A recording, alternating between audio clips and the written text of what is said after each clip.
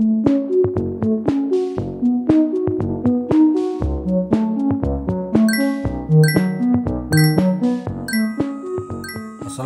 warahmatullahi wabarakatuh. Pamirsa di mana we ayana tepang deui sareng simkuring di channel anu maneh nyata channel Agus Kopdas kangge YouTube-na, channel Agus Permana kangge Facebook-na. Dina danget ieu simkuring bade neraskeun dongeng anu katunda atau carita nyambung anu katunda anu mana judulna carita ternyata Siluman Guha Ipong. Anu ayeuna mah nyata anu bagian kadua na. Kamari kan geus bagian kajinya, kamari parantos bagian kahijina. Ayeuna urang teraskeun anu bagian kaduana. Sateacana mangga upami bade di like heula kitunya supados abdina langsung semangat lah kangge ngadamel konten-konten anu sanesna.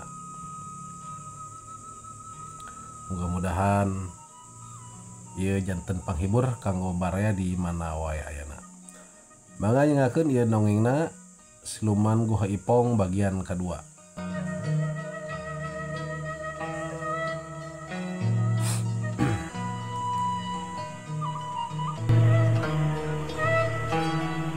Dina bagian kahiji kamari dicarioskeun Didin teh keur nguseup kitunya, keur nguseup lah di walungan mudah di wahangan. Geus kitu jejerna teh aya narik padahal mah lain lauk tapi eta teh samacam popok lah meureunnya. Bakal tingku ambak peureun eta dibalangkeun eta popok teh pohoeun yen useupna teh ngait keneh gitu. Atuh jejer lagi ke bawah palid gitu tah kejebur teh manehna teh ngajol begitu luncat karena wahangan teh pikeun nyokot eta jejerna. Tah ayeuna bagian kaduana geus kitu Didin tuluy hanyat deui kana taneuh.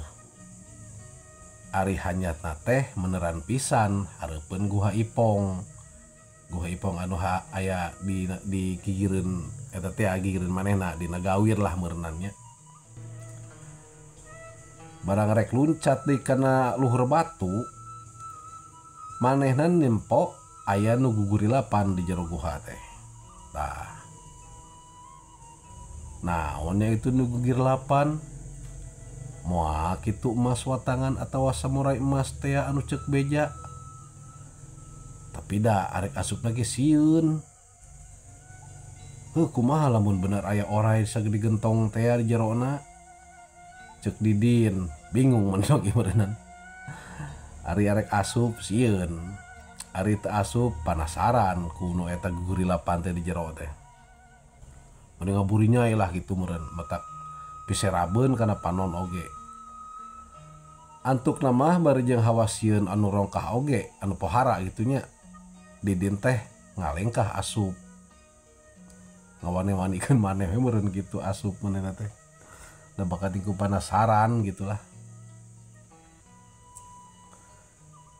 Tah tunda heula carita Didin anu keur ngalengkah ka jero Guha Ipong teh. Carita balik deui ka Siluman Oray jar kasih jeung icih teh anu ti heula dicaritakeun nya manya aya siluman ngaranna. Manya Siluman Oray ngaranna jar kasih jeung icih. Tah manehna teh heuda ngaranna ge dongeng meureun nya kumaha we lah ieu mah. Tah manehna duaan teh geus nepi ka alam manusia, geus aya di alam manusia we lah kitu nya. Seringkes caritana mah kitu. Tah bener Kang. Di dieu pisan tepat nu ngeunaheun mah pikeun niis. Cek icih nu jadi pamajikan meneran geus nepi kahiji handapkeun tangka caringin badag. Eta tangka teh aya batu rada nemprak gitu sisi walungan.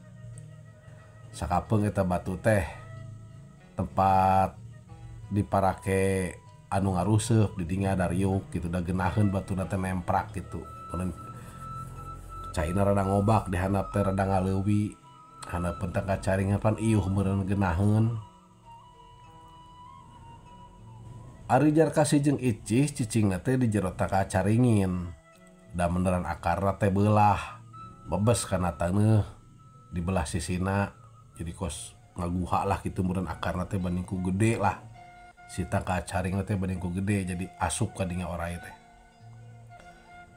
Bener sisi susukan kieu mah memang geunaheun cih teh hese meureun urang neangan kadaharan ge lauk-lauk cai mah aya meureunan moal hese ceuk jar kasih bari ngelele tah mun eta teh tah da meureunan ge oray meureun nya. Kerjong jon Dariuk bari ngagaringkeun meureun ngageuringan buukna. Bau kesang cenah dina geus nalumpangan meureun ti alam gaib ka alam manusia jadi karesangan der we wararandi warna teh kitu. Dadak sakala aya sora guludug pohara eundeurna gurila pating burinyai di langit kawas muru ka hiji tempat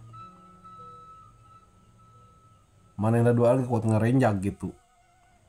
Naonnya Kang? Padahal mah da teu hujan teu angin. Jeung naha eta gurilana teh kawas nu muru ka hiji tempat. Ceuk Icih hemeng bari nanya ka salakina teh. Beu, boa-boa cih imah euy. Boa-boa atuh imah. Naon Kang? Boa-boa naon? Ceuk Icih deui tah. Bani ku hemeng lah. Boa aya jelema anu mukakeun lawang pantok ka alam karajaan urang. Geuning itu Maha Prabu Gentabuana raja di kerajaan urang anu ngocepat bawaneung kilat teh. Ngan eta naha moro kabelah handapnya. Moro kabelah handap kana gawir belah ditu tuh. Ceuk jar kasih bari nembalan teh bari nunjuk kana gawir gitunya. Beneran bari nunjuk kana gawir anu beneran pisan didin keur nguseup teh di dinya tah. Hareupeun gua Ipong teh. Guludug jeung gelap dodar masih kene pating purinyai di luhur teh. Guludug ge eundur lah pokona mah kitu jelagur. Acan di kudilapna apani pating burinyai itu. Tangis kitu carita urang balik di kadidin anu keur di Gua Ipong da maneh teh geus asup ka Gua Ipong kitu. Geus carita we bari jeung awak ngadik-dik oge manehna teh.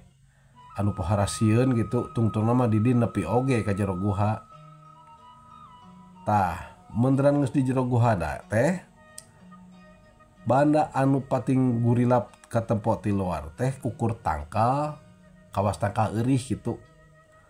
Tangkal eurih ngan pating gurilap gitu anehna teh. Panjangna mah beureun aya 1 meter mah, 1,5 meter lah. Nancep dina hiji liang sagede liang paralon anu ukuran 2 inci gitu lamun ku jaman ayeuna mah.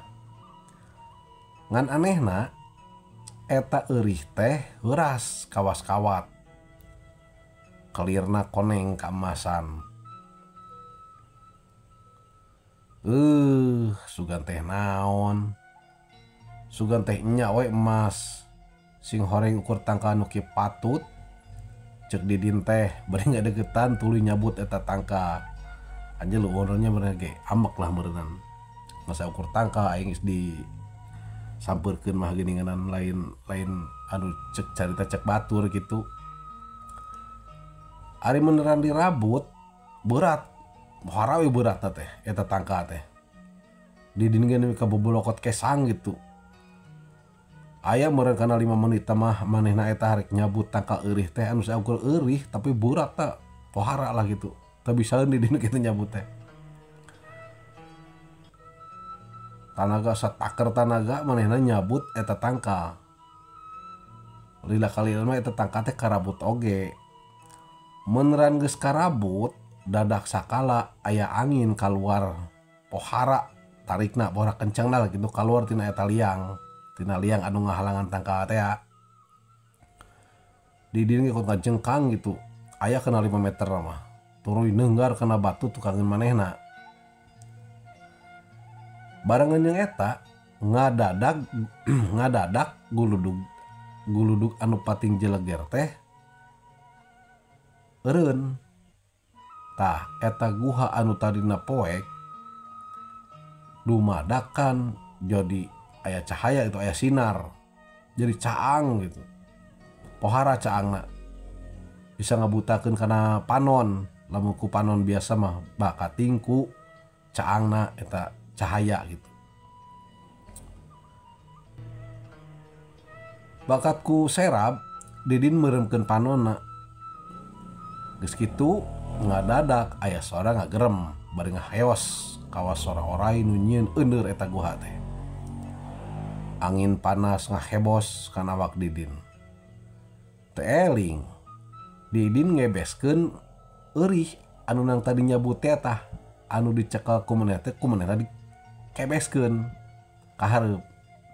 Da eta mah aya ku aneh. Angin anu ngahebos panas teh ngaleungit. Jadi tiis nu geunah kana awak. Geus kitu sora anu tadi ngagerem teh milu leungit oge. Ganti ku sora kawas nu ceurik balilihan anu pohara kanyerianana. Waktu sasep manten pamirsa. Tah kumaha salajengna ieu carita siluman guha Ipong teh kumaha engke lalampahan Didin manehna teh bisa asup ke alam goib atawa henteu atawa kumaha antosan we lajenganana. Insyaallah anu bagian katiluna ke baris dipedarkeun deui enjing atanapi pageto ku abdi upami teu aya halangan. Hatur nuhun kanu tos manco. Haturun oge kanu tos like, comment, sareng share. Doakeun abdi sing sehatnya. Bae bisa nuluykeun gitulah. Mangga wilujeng tepang deui dina episode katilu mungkin. Permios.